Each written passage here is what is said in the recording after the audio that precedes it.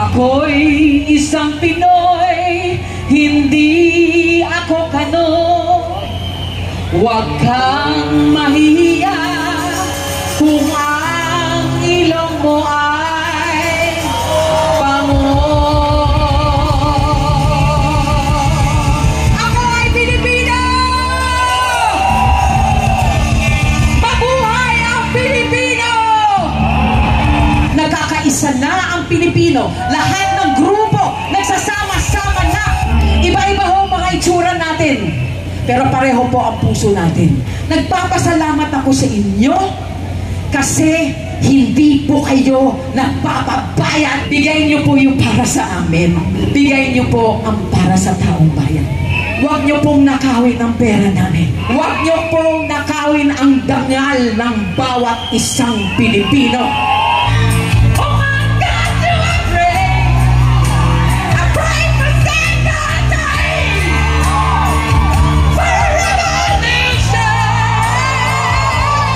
Huwag niyong pansinin ang mga bagat na to. Basta't alam niyo lang tama ang ginagawa niyo. Nosing balasing. Sino ba sila?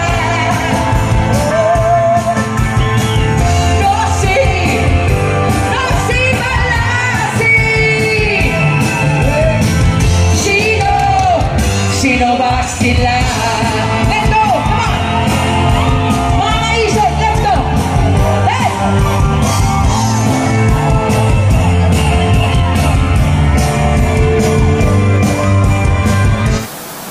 Maisip kami! Maisip kami! Maisip kami! Maisip kami! Maisip kami! Ako'y isang Pinoy, hindi ako kano.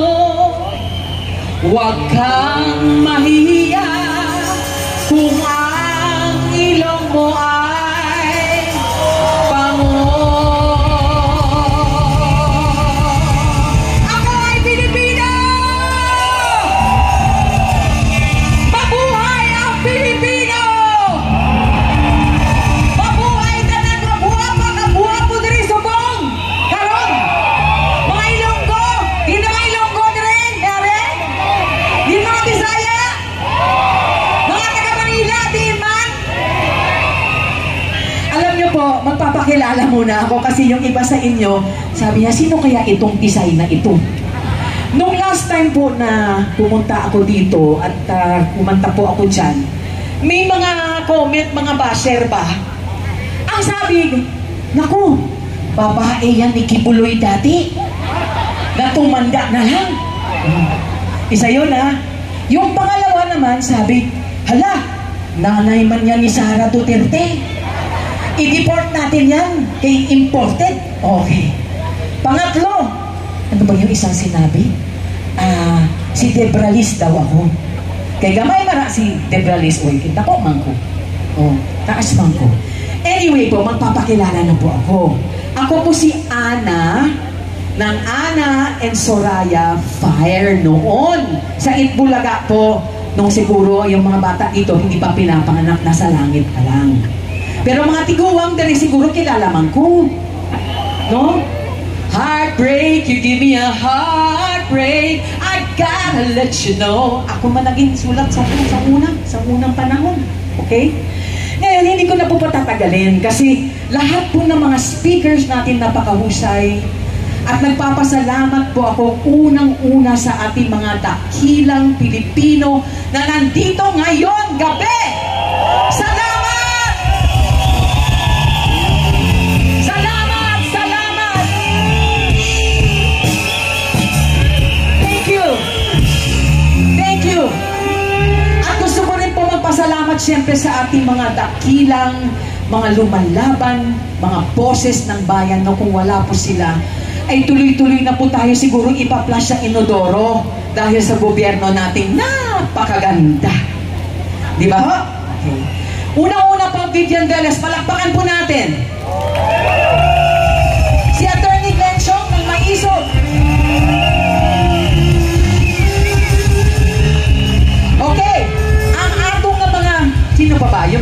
nandito ngayon, lahat ng mga speakers natin ng iba-ibang grupo, no?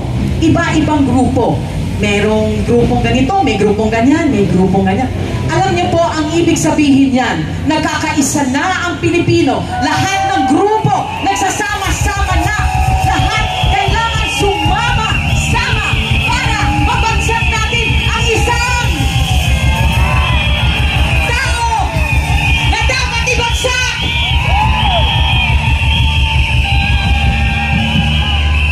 At syempre po, gusto ko po sabihin sa inyo, buklatin nyo tong dibdib ko, tastasin nyo pa.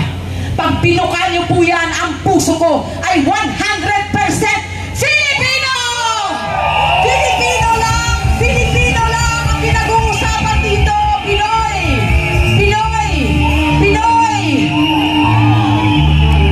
Iba-iba ho mga itsura natin, pero pareho po ang puso natin. May gwapa, may gwapo, may mas gwapa, may mas gwapo. May matangos ang ilong, katulad ko. Merong pango. Pero parehos tayong Pilipinong gwapa at gwapo. Okay? Yeah! At gusto ko rin magpasalamat sa mga vloggers na nandito. Isa lang ang ibig sabihin yan. Si BMR, si Banat Bay, si Pebbles Talakera. Yung ating mga vloggers na, third floor studio, si Kuya Marlon. Palangga ko na siya, palangga gikayo. Okay. Now, nagpapasalamat ako sa inyo kasi hindi po kayo nagpapabayad at hindi po kayo nabibili. Hindi po kayo nabibili. Salamat.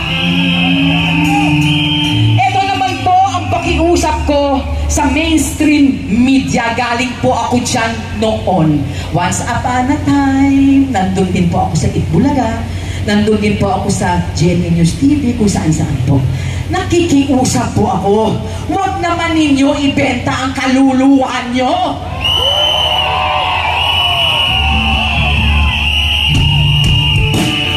Aanhin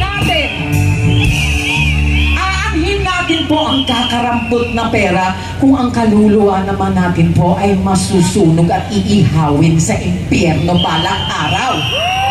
Mamamatay ho tayong lahat!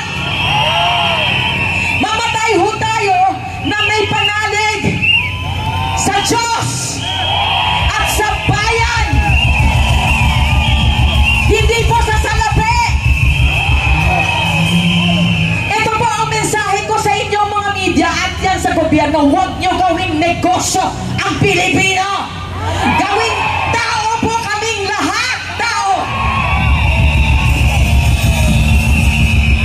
Hindi po kami negosyo na pwede nyong pagkakitaan. Bigay nyo po yung para sa amin. Bigay nyo po ang para sa taong bayan. Huwag nyo pong nakawin ang pera namin. Huwag nyo pong nakawin ang dangal ng bawat isang Pilipino. Sa KOJC, hindi po ako asawa ni Kibuloy. Hindi po ako dating asawa na tumanda na. Ako po si Ana ng Ana and Soraya Fire. Singer po ako, rock singer noon. Nakikiramay po ako sa inyo, KOJC. At gusto kong iparating dito sa isang senadora na napakahusay, no? Kilala nyo siguro kung sino siya, hindi ko pa mangalanganan. Ang iyong advokasya ay pangalagaan ang karapatan ng mga babae at mga bata. Hindi ba babae at bata yung nasa KOJC? Nang nilalaspastangan? Ha? Hindi ba? Hindi ba?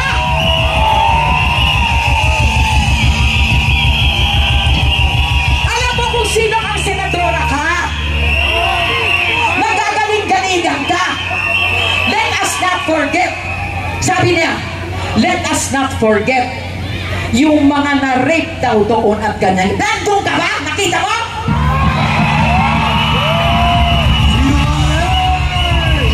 Pero ngayon, pinapangako ko sa kanya na itong paglalapastangan na ginagawa niya sa mga babae at bata sa KOGC. Nakikita natin lahat!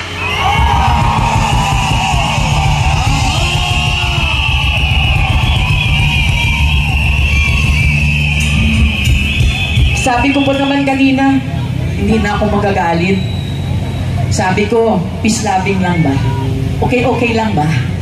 Cool lang ba tayo? Na?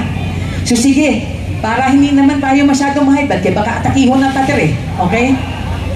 Wala pa naman PhilHealth, kaging pawat ng ilang PhilHealth. Gamay na ba ang atong contribution? Tayo ang nagbibigay ng pera, sila naman ang nanakaw. Ay, yawa. O, makanta na ako, sige. Makanta ko English ha, English. Okay.